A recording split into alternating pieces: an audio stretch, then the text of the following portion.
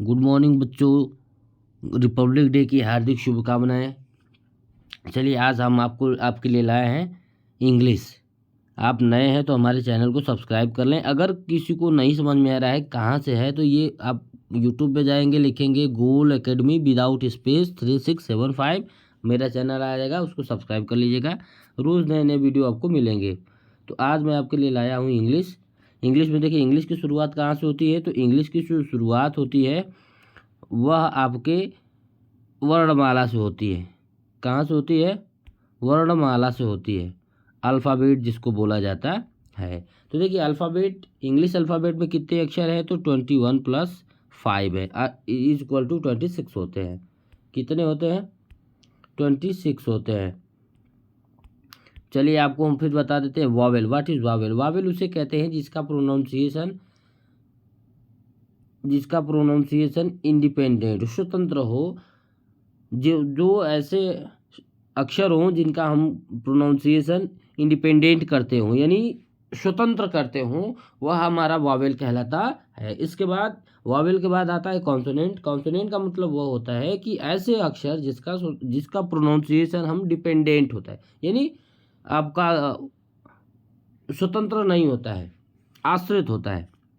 चलिए आपको हम वॉवेल बता देते हैं। देखिए, ए, ई, आई, ओ, यू, जो भी आप करेंगे, जिसका भी उच्चारण आप करेंगे, उस उच्चारण में उस सब का क्या होगा? उसमें उसकी जो है, केवल मान लीजिए ए हमने लिख दिया, ई लिख दिया, आई लिख दिया, ओ लिख दिया, यू लिख दिया, इसमें जिसका भी करेंगे ना तो ये इसके अलावा और कोई शब्द की आवश्यकता नहीं पड़े। ए, ई, आई, ओ, यू, किसी दूसरे की ज़रूरतें नहीं है, बस यही काफ़ी है, इंडिपेंडेंट है। ठीक है। इसके बाद आता है कॉन्सोनेंट पे। कॉन्सोनेंट वो होता है जिसका उच्चारण इंडिपेंडेंट ना होकर डिपेंडेंट होता है। जैसे मान लीजिए इसमें हम बी है, अब बी का उच्चारण हम करेंगे, बी का उच्चारण हम करेंगे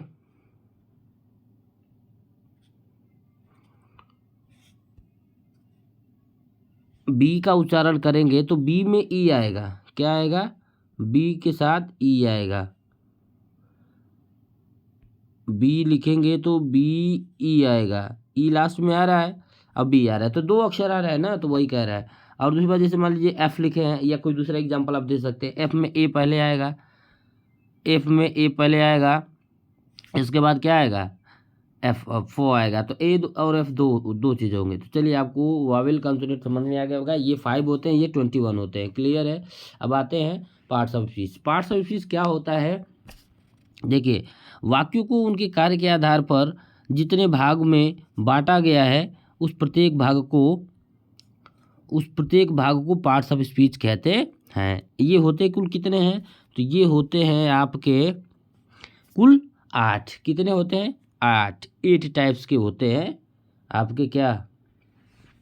पार्ट्स ऑफ स्पीच।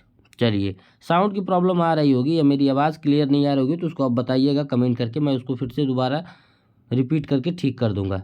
चलिए, पहला आता है नाउन। नाउन आप सब जानते हैं कि नाउन का मतलब होता है संज्ञा। क्या होती है? संज्ञा। संज्ञा का मतलब पर्टिकुलर अवर्ड, या एक एक एक अक्षर में उसकी डेफिनेशन समझ लीजिए। कोई भी नाम हो, जो भी नाम आप देखते हैं आसपास, वो सब संज्ञा है। Noun is a naming word. Noun is naming word. Noun is naming word. ये होते कुल कितने हैं? तो 5 होते हैं। संज्ञा कितनी होती है? तो 5 होती है। संज्ञा कितनी होती है? तो 5 होती है। संज्ञा के बाद आता है, तो 5 कौन कौन सी होती है? तो देखिए, proper, common, collective, material, abstract, किसी दिन डिटेल से पढ़ा देंगे आपको आगे चल के। इसके बाद आता है प्रोनाउन, सर्वनाम, a word institute use at replace of noun. ठीक है, जिसके स्थान पे हम संज्ञा के स्थान पे जो शब्द का उपयोग करते हैं वो होता है आपका प्रोनाउन। ये होते कुल कितने हैं? तो जो प्रोनाउन होता है ये कुल 10 होते हैं। Personal pronoun, demonstrative, reflexive, interrogative, ये सब होते हैं। इसके बाद एडजेक्टिव भी कुल 10 ही होते हैं। एडजेक्टिव का मतलब क्या होता है? Qualifier word. हाँ, एक चीज़ और बताना, एडजेक्टिव और एडवर्ब ये दोनों का काम सेम है। काम सेम है, क्या करना है, क्वालिफाई करना है यानी विशेषण बताना है। लेकिन एडजेक्टिव क्या करता है, नाउन प्रोनाउन के बारे में बताता है, और एडवर्ब क्या करता है, इनको छोड़कर बाकी सबकी विशेषता को यानी क्वालिटी को वो बताता है। इसके बाद देखिए वर्ब। वर्ब का मतलब एन एक्शन, जो कार्य होता है, कोई भी कार्य होता है उसमें जो कोई क्रिया हो गई उसको हम वर्ब कहते हैं। वर्ब कुल कितने होते हैं, दो तरह के होते हैं।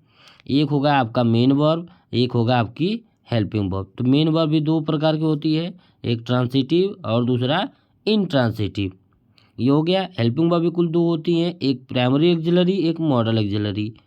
तो प्राइमरी एक्सिलरी में बी हैव डू आता है, और मॉडल एक्सिलरी में can could say can say could हो जाएगा, विल से वुड हो जाएगा, मस्ट ऑट हो जाएगा, इस तरह की चीज़ें आती हैं।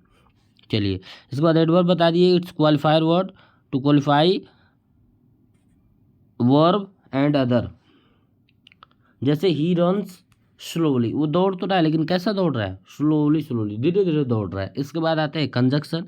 कंजक्शन इट्स ज्वाइनिंग वर्ड, ठीक है। कंजक्शन का मतलब ज्वाइनिंग वर्ड, जो जोड़ने का काम करता है। ये कंजक्शन दो होते हैं, एक कोऑर्डिनेट और एक सबऑर्डिनेट। कोऑर्डिनेट मतलब एक जैसे, सबऑर्डिनेट एक जैसे अलग, दो तरह के होते हैं। जैसे राम एंड श्याम, ये दोनों एक जैसे हैं, एंड बीच में कंजक्ट कर रहा है, इस तरह की चीज़ें। इसके बाद है प्रीपोजिशन।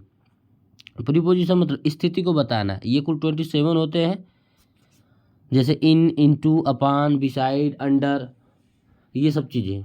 इसके बाद आता है इंटरजेक्शन। इंटरजेक्शन का मतलब विस्मय आदि बोधक, सडन कोई फीलिंग आती हो उसको कह देंगे वाह वेरी नाइस, ठीक है। आई होप आपको वीडियो अच्छा लगे, तो आप please like share and subscribe करें। धन्यवाद।